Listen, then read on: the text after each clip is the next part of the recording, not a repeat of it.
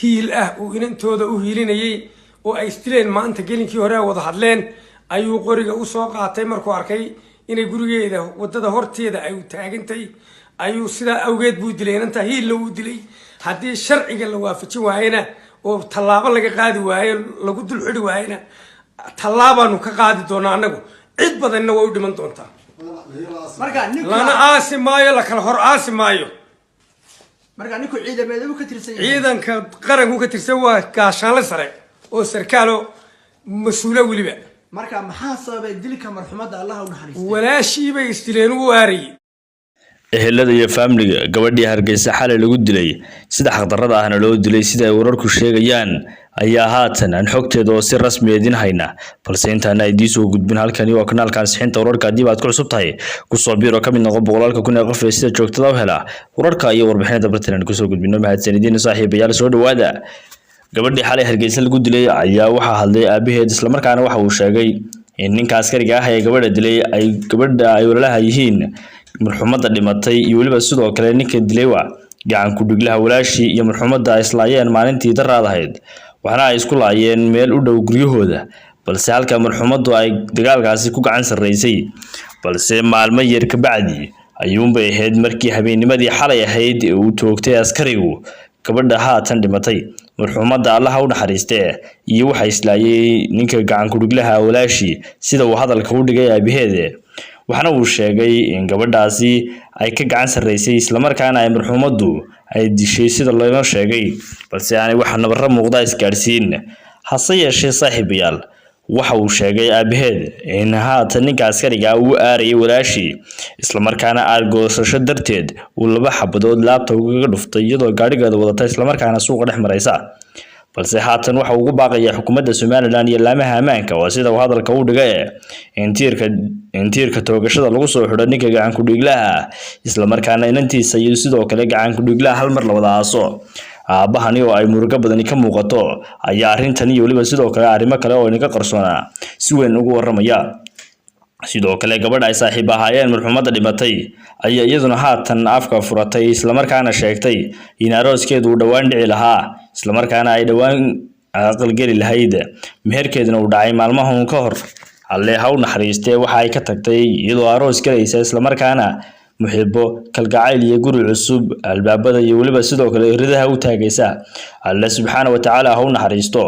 sida ay dadka yaqaanay sheegeen waxay ahayd qof wanaagsan الله سبحانه وتعالى نحرستي جنا كورا بيه صاحب يال بالمقال كورا ما يسترن لا داوي يسدو كلي هلديدا وارنتني سيفها فاسن وهلا يا داوشو وناكسن السلام عليكم ورحمة الله وبركاته وحنا عضينا يا أنا قاين أنت نجمع عبد الله محمد أبيه ده مرحومة ده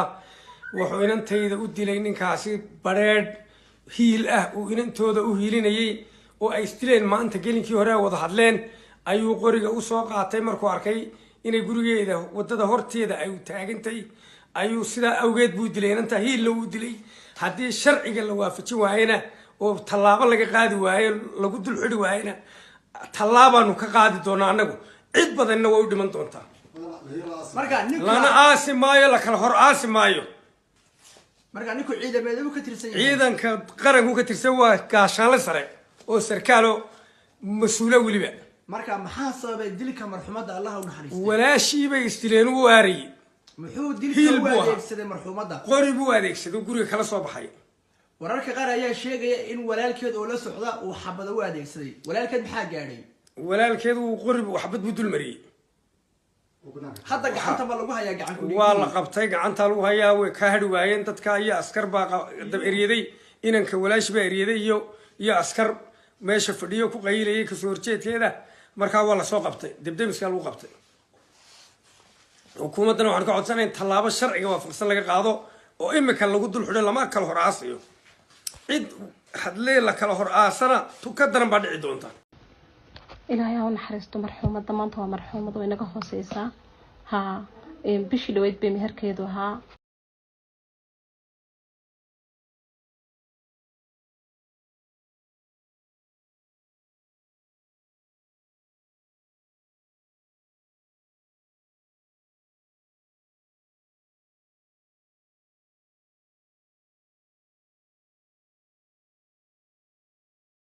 marinta beeraha Soomaaliland waxaanay si gaara rafiiq u ahaayeen agaasimaha cududa shaqaalaha ee wasaaradda beeraha Somaliland Yaasmiin Xasan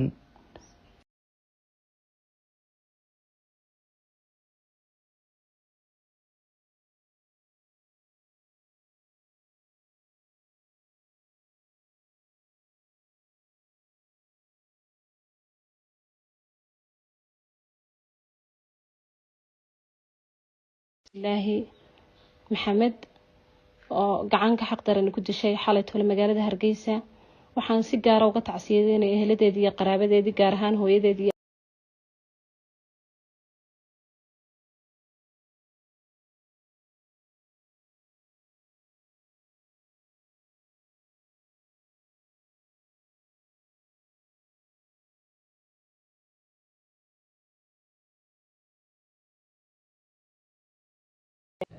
loogu yeedhay Yaasmiin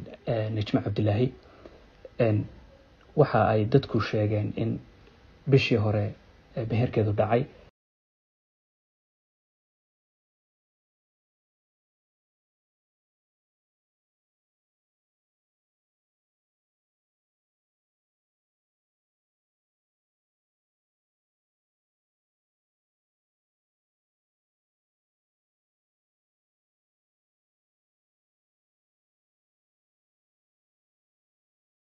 way aqalgalaysay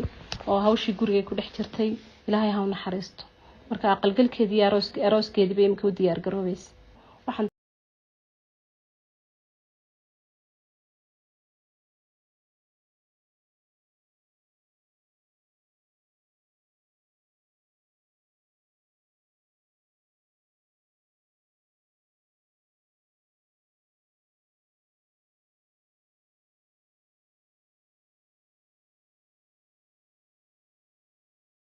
السلام عليكم ورحمة الله وبركاته وحنا عدينا أنا قاين أنت نجمع عبد الله محمد بهذا مرحومة دا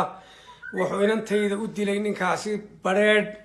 هيل وإن أنت هذا وهيلين يي وأيستلين ما أنت قلنا كي هراء وضحت لين أيو قرية أسواق عتمر كواركي إن قرية إذا وده هرتي إذا أيو تاجنتي أيو سلا أوجد بود لين أنت هيل لو ودي لي هذه الشرع قال له وافتي وهنا وطلاب لك قاعد وهاي لو قد الحلو وهنا tallaabanu ka qaadi doonaa anagu cid badanna way u dhiman doontaa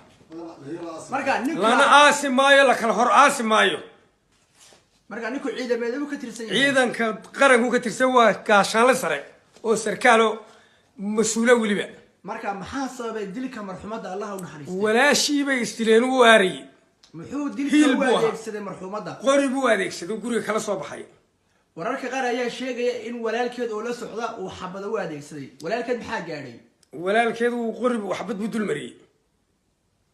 hadda gacanta ma lagu hayaa gacan ku waa la qabtay gacanta lagu hayaa way ka hadhi waayeen dadka ayaa askar baa dab eriyaday inanka walaash baa eriyaday iyo askar meesha fadhiyo ku qaylayay ka soo horjeedkeeda markaa waa la soo qabtay dibdemiska lagu qabtay xukuumadana waxaan ka codsanayn tallaabo sharciga waafaqsan laga qaado oo imika lagu dul xidho lama kala hor aasayo cid